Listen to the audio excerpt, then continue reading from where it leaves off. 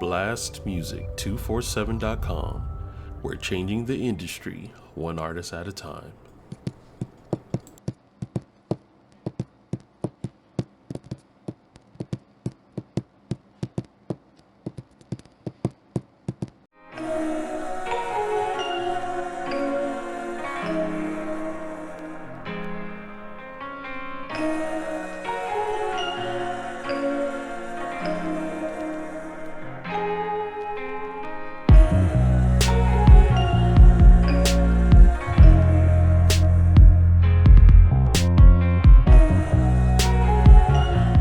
Welcome to Moments with Myra, where we have real conversations that matter to our community. I'm your host, Myra Toribio, and today we are honored to sit down with Winston-Salem Police Chief, Chief William Penn. Chief Penn has dedicated his career to serving and protecting our city, and today we're diving into his journey, his vision for public safety, and how we as a community can work together to create a safer and stronger Winston-Salem. So let's get started. Chief Penn, thank you so much for being here with me today. No, thank you for having me. No problem. So the first question that I had for you is, what inspired you to pursue a career in law enforcement? So there was always intrigue as a kid. However, I never thought I'd actually be doing it. So when I was in college, my brother-in-law got me a job at Navant. We used to call it Forsyth Hospital back then. Yeah. And so when I was in college, I would work there and security on the weekends. And one particular weekend, I saw a man come in the emergency room and he was having all types of issues and he was being violent. And I seen one of the police officers who worked there off duty take him into custody and basically kept all of us safe. And I remember just being in awe that that officer was able to do what he did and make sure that we were all safe. So then I started speaking with the officers and they thought I'd be a good fit for the Winston-Salem Police Department. And so I applied and here I am. Cool. That's cool. So how do you feel like your leadership style has evolved since taking the role as chief? I would tell you the first year is just, you're nervous, you're trying to get it right, you're learning all sorts of things. And we were facing some major challenges when I took over as chief. I would tell you, I feel a little bit more secure in my own skin now. I feel like I somewhat know what I'm doing, and I have a confidence that comes with making mistakes and learning more from your mistakes than you do from your triumphs. And so I find myself taking a little bit more time to make decisions because I don't feel rushed like I did early on to make decisions, and making sure that when I do make a decision, I understand the ramifications. So I just feel, like I said, more secure in my skin these days. Good. And I definitely understand that because I can't even imagine some of the decisions that you have to make on the fly, and feeling comfortable in your skin and secure is a huge part of making those tough decisions. Right. So, in your opinion, what are the biggest public safety concerns in Winston-Salem right now? Okay, so it's two that come to mind. One of them is youth violence. That's at the top of the list. And the second one is addressing our unhoused population issues. So those two come to mind. And the unique thing about them is that they're really not law enforcement led issues. These are societal issues that because they haven't been addressed, they end up in the lap of law enforcement. And realistically, we're not the best equipped to handle it. However, because others won't, we will handle it.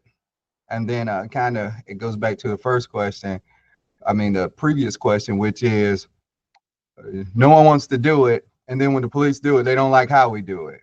Yes. And again, that goes back to being secure in my skin, realizing that we are out here doing the right thing. We're doing the best we can to keep our community safe. We have been intentional about explaining to the community what we're facing and requesting their help And guess what? It's still going to be somebody out there criticizing no matter what. And in the beginning of my career as a law as the chief, that would bother me. Mhm. Not so much now. I understand completely. I understand anytime that you're working with the public in any capacity, the one thing that I had to learn and get a tough skin about was somebody's gonna always have something to say, no matter if all the I's are dotted and the T's are crossed. And you just have to let it roll off your skin and stand up and do the best that you know that you're doing. And also too, I feel like sometimes people they don't have the whole story. So when you don't have the whole story and see what it is that I'm looking at or what we have to deal with on the other side, it's easy to be critical. So I Yeah, think that's a good thing that you know that you're feeling more confident in your role. right. How can citizens better support law enforcement efforts? So this is going. I like the way all of these questions piggyback off the other. The first thing they can do to help support law enforcement is to play your role, and whatever that role is. So if you're a parent, play your role at home. If you're a parent, guardian, whatever it is you do, play that role first. I do. I get questions all the time about how can I help? How can I help? And some folks want these grandiose initiatives. And I say, before we jump into that, let's take care of your house first. Let's make sure you're doing what you need to do there first. That's the greatest way you can help support. Also, see something, say something.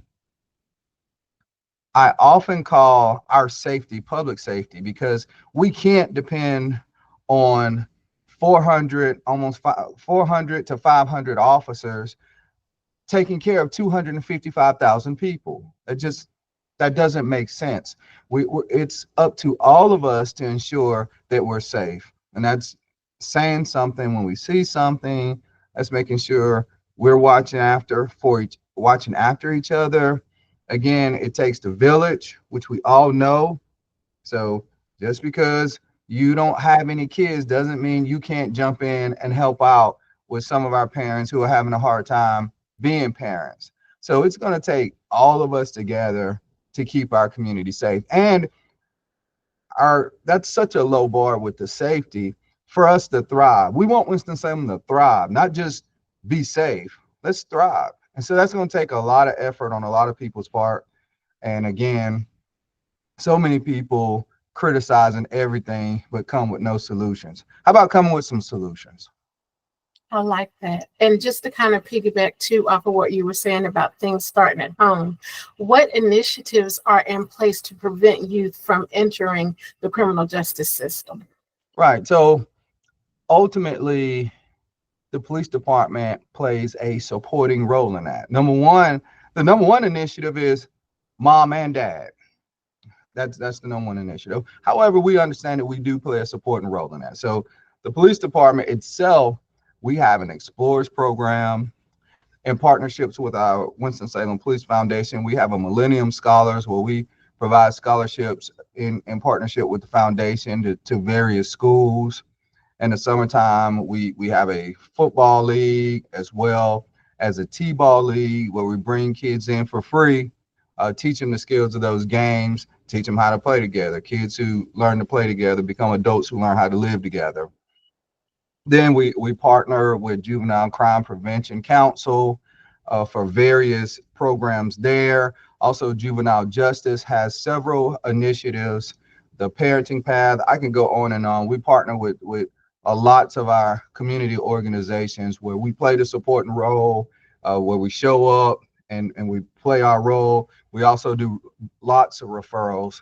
And we also, last but not least, we have a gang steering committee that, although these are initiatives to prevent kids from getting into that criminal justice system, the gang steering committee helps that intervention piece. So when a juvenile gets involved in something, we gotta find a way to provide and give grace to bring them back into the fold so they don't go all the way down that rabbit hole.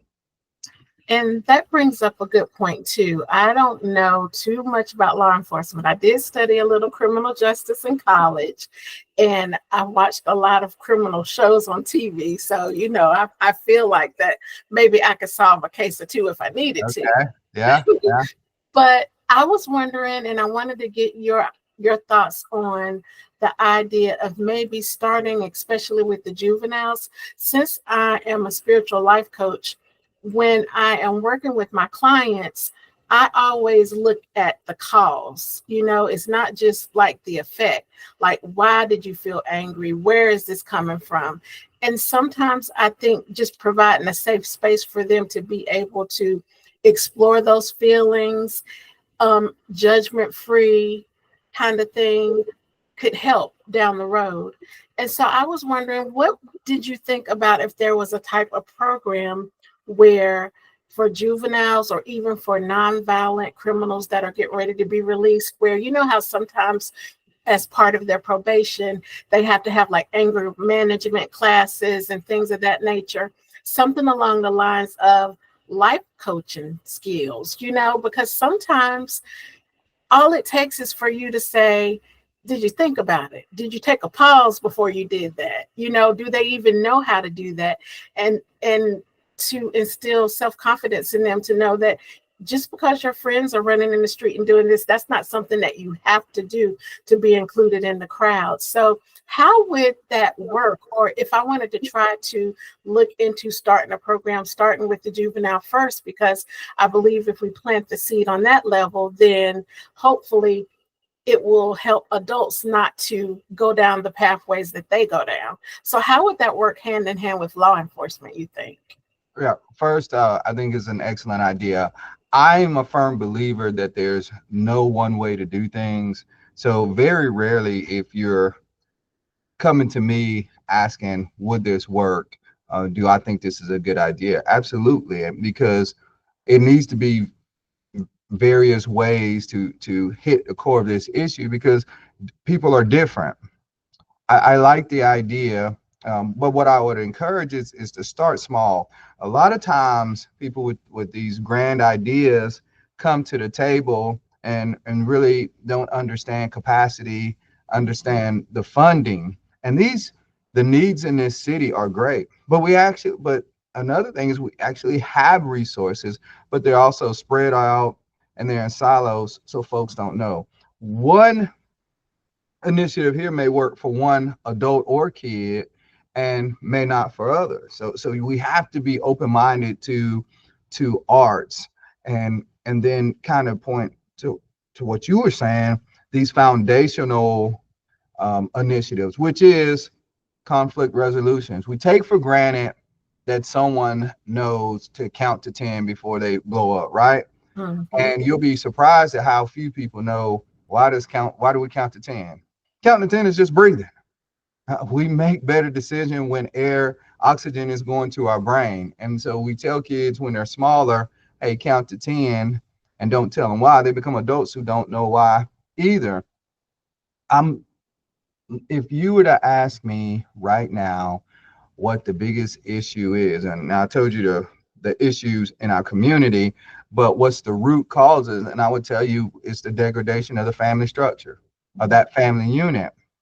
And we know when that family unit is intact, everything that you just talked about, the life coaching, the conflict resolution, all of those things are taking place in the home and they build that foundation there. And then you build off of it as you grow and you surround yourself around positive people. We're not having that right now. So we're having broken homes within that. Our children are missing out on some of that. So exactly to your point, getting involved at the most elementary level that you can, because I don't care if you just help one person.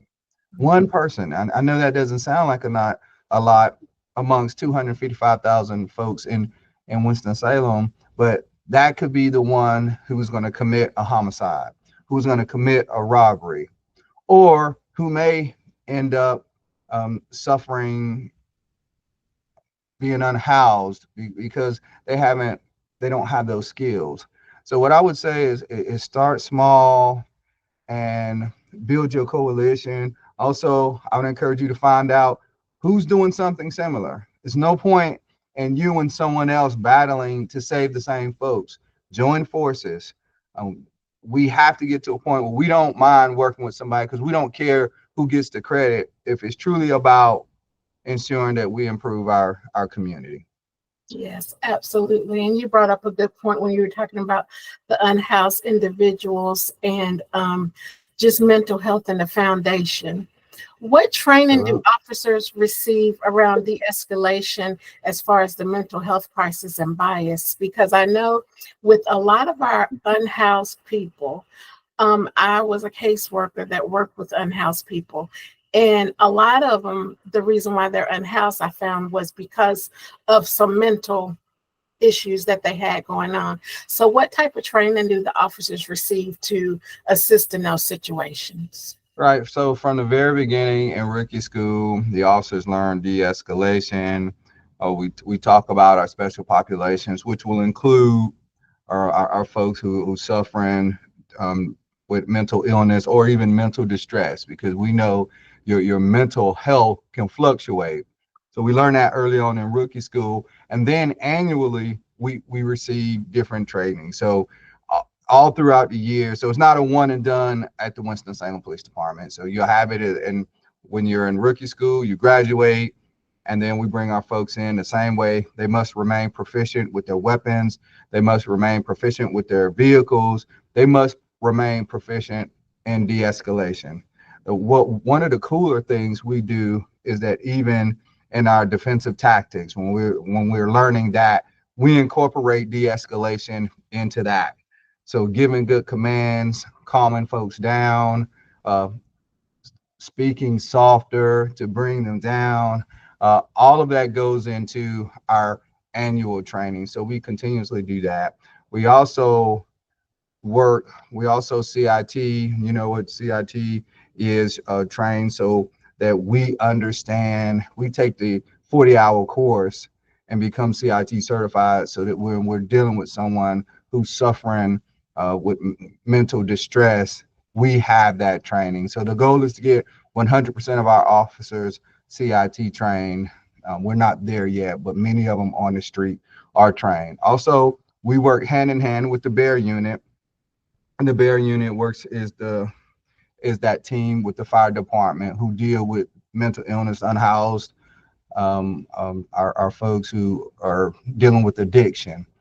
That's the behavioral evaluation and response team. We work hand in hand. We are their number one referral, despite what some people think. We would like to give that to them. They are better equipped to handle that than we are. So when people say that we're not referring our the customers, our folks that we're dealing with in the community, that's not true. We would actually prefer for them to deal with it because it serves two purposes. Number one, they're better equipped. That the citizen is getting the best help they need, and we can keep officers dealing with the actual crime, particularly violent crime. That's what we want officers taking the lead in. Now, with that, and we're talking about the community's mental health, police work can take a heavy toll on mental health, period. So, what steps do you encourage your officers to take to protect their own mental health while serving the community? Right. So I would tell you, when I joined the police department 27 years ago, there wasn't much talk about that. We're definitely suck it up, buttercup, and get back at it. And we've seen the error of our ways over the years. So we have been extremely intentional about wellness, our physical wellness, our mental, emotional. We talk about financial, wherever kind of holistic wellness there is, we talk about it. But we didn't stop at just talking about it. They say you can tell where a person's heart is where they put their money, right? Yeah. So we were able to get some funds, and we have now a wellness advocate working right here in the police department, someone who excels at holistic wellness. Because I could tell you before she got here, best as we can, we were trying to do it on our own, and it's like drinking from a fire extinguisher, a fire hose. I mean, it's a lot of stuff. So we got somebody who specializes in that here. So besides her, and so anytime one of our employees need help, assistance in any of that, she can get them in the right direction, better so than we could ever. But outside of her, we still have the peer support team. Sometimes employees prefer to talk to somebody who actually knows what they're dealing with. So we have that there. We have the traditional EAP, and so we got a lot going on in that field. Is extremely important. But I'm glad we're doing more than talking about it at the Winston-Salem Police Department. I'm proud of that. Yeah, I think it's very important. So, in saying that, with everything that you guys have to deal with, how do you balance the need for toughness in the job with the importance of emotional well-being? So that is the job, isn't it? It really is more so now than when I started, and it's a delicate balance. So and it starts with me. It starts with me. Here's what my folks know about me. I totally believe in putting somebody in jail, someone who deserves to be in jail, someone who's worked to go to jail, and someone who's being violent and victimizing folks in our community. Point blank, that's my stance. I also believe that A, we know that we serve the community. And so we act like it by treating everyone with the respect and dignity that they deserve, or even when they don't deserve it. Yeah. So that's how we're going to treat people. But we also go deeper than that and recognize that it's not just black and white here, as far as give me the facts. There are some societal issues that increase crime, and we have to be good supporting partners in the community. So when we talk about poverty, when we talk about the housing crisis, when we talk about mental wellness, when we talk about all those things, our officers know that we have to help with that. We can't take the lead in that. And no one should even want the police department taking the lead in those issues, because there's societal issues that we all have to come together on. But we understand that we have to play a role in that. And otherwise, I love to use the example of I Love Lucy, when Lucy and Ethel are working in the candy factory and they're at the end of the conveyor belt. You remember that chocolate keeps coming down, and it's so fast that they're supposed to be putting it in a bag, but it's coming so fast they're putting it in their mouth. If we don't address those causes of crime, that'll be the police department trying to arrest everybody, and that's not the solution. So we have to get in the front of that conveyor belt, and so that's why you see us involved in some of those other societal initiatives where we play a supporting role, because we recognize you have to do both. And you can arrest someone who deserves to be arrested, and you can be professional. And that's the expectation at this agency. So, what role does leadership play in setting the tone for mental support? It starts with me. And so my folks have to totally, the cool thing about law enforcement is this, you know, they do so much working with people, particularly people who may be in trouble, this, that, they can see right through BS. And I would tell you that that's the thing with law enforcement. So if I'm talking about mental wellness, if I'm talking about making sure that we're doing the right things, and they don't see it in me, that they will notice it and they'll poo-poo it. I believe that they understand that I believe in what we're preaching. I don't understand how we can give the community the service they deserve and they're looking for if we're not well. So I've been pretty intentional about talking to our folks about not letting these calls get to them to the point where they're in pain, to speak up, to take some time, to take a deep breath. And I expect my supervisors to be paying attention to our folks after calls, and not just the serious calls. we know that even some of the smaller calls have a way of just building up over time. And we've had retirees come back to the agency and say, you know what, after 30 years of seeing this over and over, it got to me. But you got to understand, our folks see more traumatic events in a couple weeks than the average citizen sees in a lifetime. Yeah.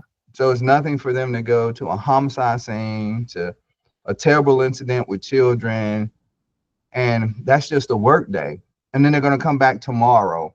And so we have to do a good job, a better job than we have in the past of decompressing, talking to people, getting that off our shoulders, because eventually it does weigh on you. Yeah.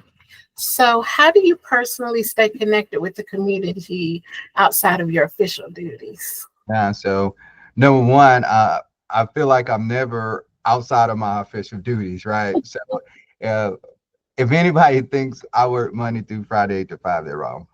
So I do a lot of things in my official capacity.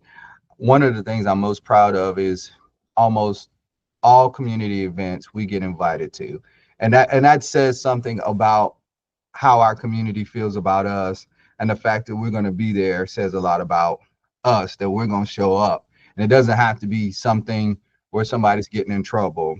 You know, this past weekend I was at an event where we were helping our folks who dealt with addiction.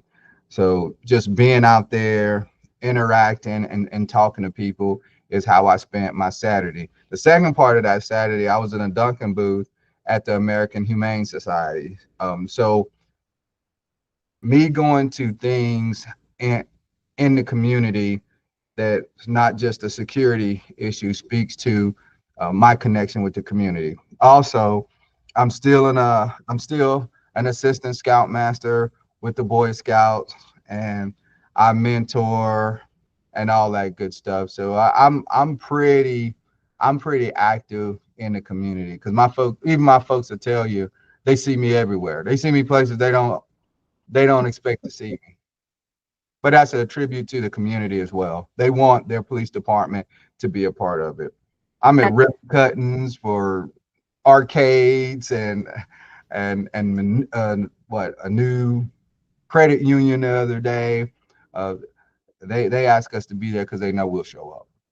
And I think that's important. I think that it's important for us as the community to respect the jobs that you guys do. But I think that it's good that you guys are out in the community, and it makes you feel more approachable, in my opinion. So if you weren't in law enforcement, what career would you have pursued?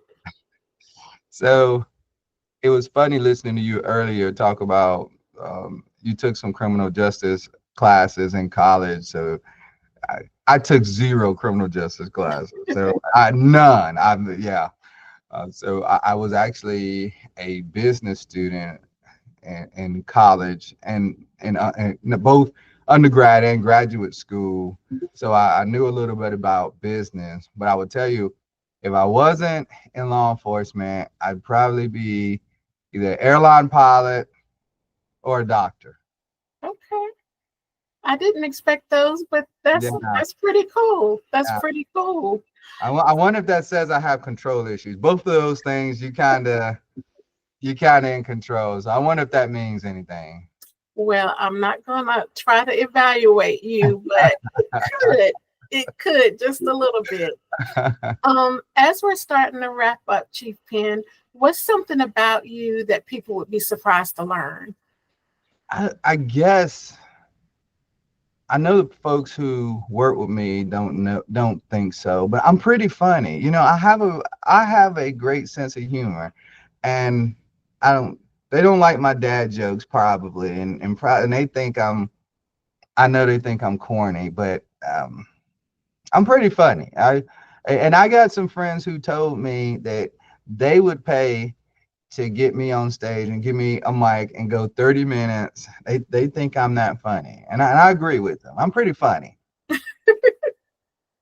That's good, but I think in the job that you have and the stresses that you guys face every day, you've got to have a little humor. You've got to be able to find that balance. in your positions.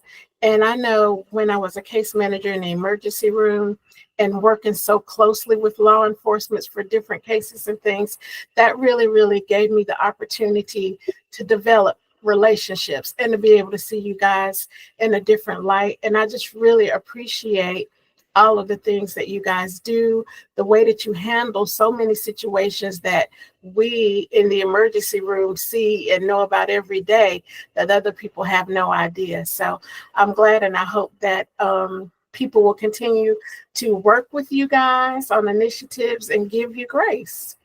Yeah, I think they will, and I appreciate your comments and appreciate this opportunity on the podcast to humanize officers. We we see so much on a day-to-day basis. We often joke about the fact that we don't get a phone call to say, "Hey, my child was just awarded a scholarship today." We don't get those calls. 90% of the time when we respond to a call, that's the or one of the worst days of somebody's life. So we have to work hard ourselves and extending that grace, because the day you call the police, you may not be at your best. You might not be your most polite.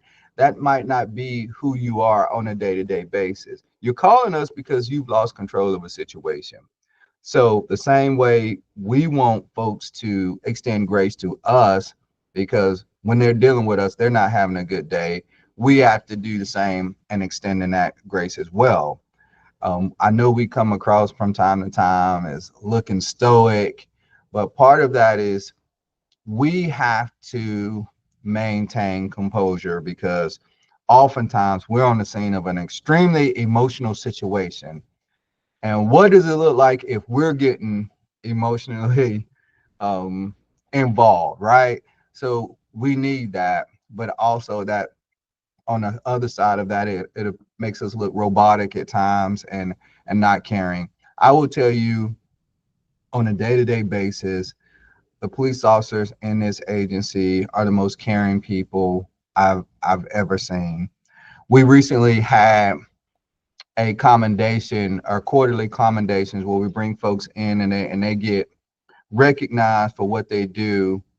And I tell you, none of the folks who received a commendation had anything to do with tickets or arrest.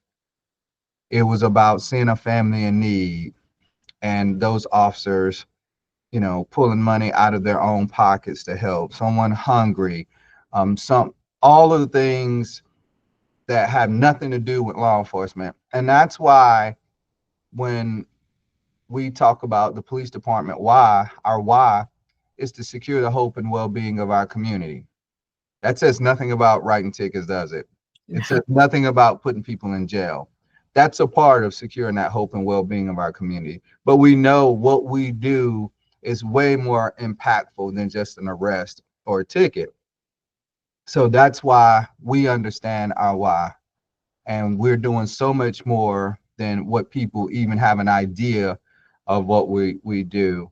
And I just like to highlight that, because Lord knows somebody will see a 10-second video of something involving our officers and they want to start talking about how terrible we are. We do this, we do that, but they have no clue of how often these officers take home some of the terrible things they see in this community. They have no idea how many times officers say, "Hey, this is how I can help," and they're collecting Pampers so that some of our folks in our community who don't have Pampers, our officers can give them that. They have no clue. Well, I think that this is a good place to end our conversation. One word that sticks out to me as we wrap up with the final thought is grace. We need to extend you guys grace, and you guys extend us grace. Absolutely. And by doing that, I think that it will start meaningful conversations where we can actually get something done and work together instead of against each other. I agree. We all lose when we're battling one another. Exactly. Well, that wraps up today's conversation with Chief William Penn of the Winston-Salem Police Department. I hope you enjoyed hearing his perspective on leadership, community, and the future of public safety in our city. Remember, change and safety starts with all of us, and every voice matters. If you would like to stay connected with the Winston-Salem Police Department or learn more about their programs, be sure to check out their website and follow them on social media. Thank you for tuning in to Moments with Myra. Until next time, stay safe, stay inspired, and stay connected.